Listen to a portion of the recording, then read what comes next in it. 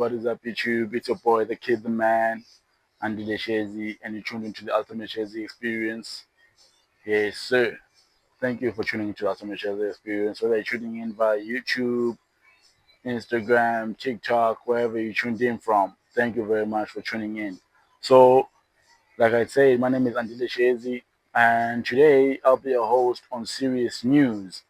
Alright, so today on Serious News, we have two stories, both of them coming from ENCA. The first one is talks about the mayor meeting up with his people to discuss the dilapidated buildings, decaying buildings in Johannesburg.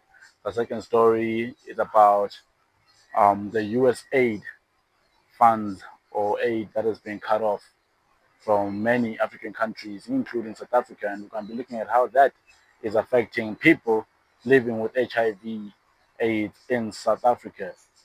All right. So the first story, it reads, the Joburg mayor concedes that the once world-class city is down at heel, but he insists it's not in crisis.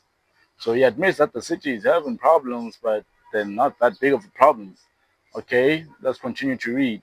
Joburg officials met with the president and his executive to address service deficiencies and decay in the city, including water, electricity, roads, broken infrastructure, crime, and unemployment, dominated the discussions. You know what I like about this is that the things that they're talking about, they've been dominating our lives, such as unemployment, crime, um, lack of water, load shedding, and lack of electricity. That has been affecting our daily lives on a day-to-day basis. And about infrastructure, I heard a friend of mine who works for the Daily Maverick. She wrote a paper, if I'm not mistaken, in 2023, talking about the dilapidated or the decaying Johannesburg Art Gallery buildings. For some of us who never knew there was a Joburg Art Gallery building, despite staying in Joburg like since 2020, 2012. Never knew there was a Johannesburg Art Gallery building. You know, so yeah, and the fact that a government building or a building that's being used by the government is becoming decayed and dilapidated is actually wild. I once had a conversation with a friend of mine talking about who's to blame for, the decaying buildings, the foreigners taking over buildings. Was it the government? Is it the people? Who exactly is to blame? And I came up to the conclusion that it's mainly the government and the officials, because me as a person, I can't gather my group of friends and say, hey, homies, let's go over there and tell these people they need to clean up the building. Like, who are we? Who are we? Who are we? We don't have any power, no official power whatsoever.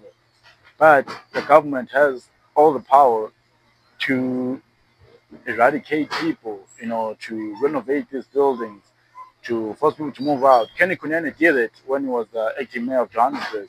He started doing it in Hillbrow, and many people criticized him for it, and he stopped.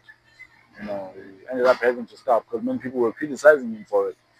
Understand? So I think if we can start with infrastructure, because if you look at the people who are committing these crimes, robbing people, want to and then they run to these decaying buildings because you're not gonna follow them.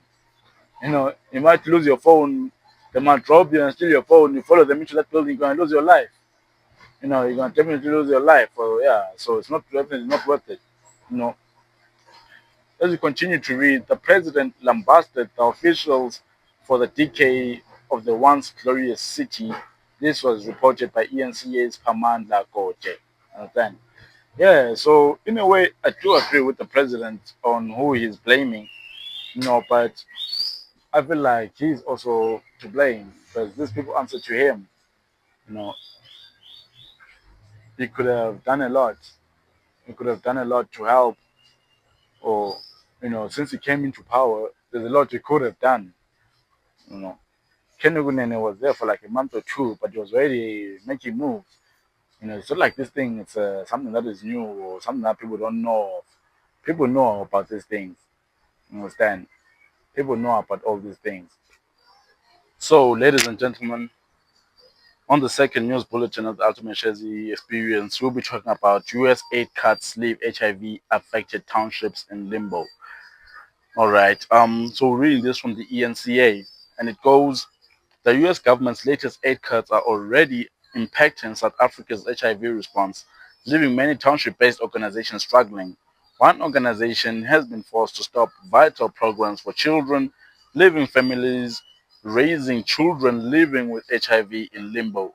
Last month, US President Donald Trump permanently terminated US aid funding from HIV/AIDS organizations across the world. Trump's decision has left millions of people in dozens of countries without access to medication and treatment for HIV and other serious diseases. The Crystal Foundation organization in Soweto is a lifeline for parents raising children living with HIV, and it's already reeling from the cuts. The organization has already been forced to lay off staff, straining its ability to provide critical services. Experts have warned that the ripple effects could be devastating. All right, so let's try to break this down.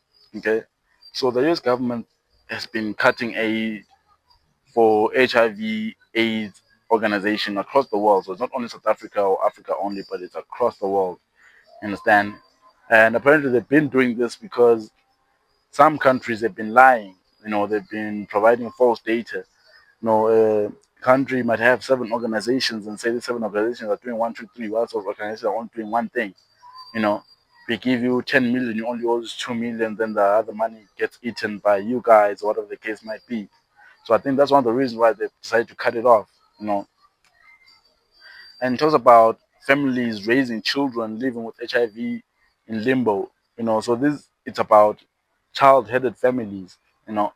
In South Africa, we have a lot of child-headed families due to HIV/AIDS, due to crime, due to many things, but it's mainly due to HIV/AIDS.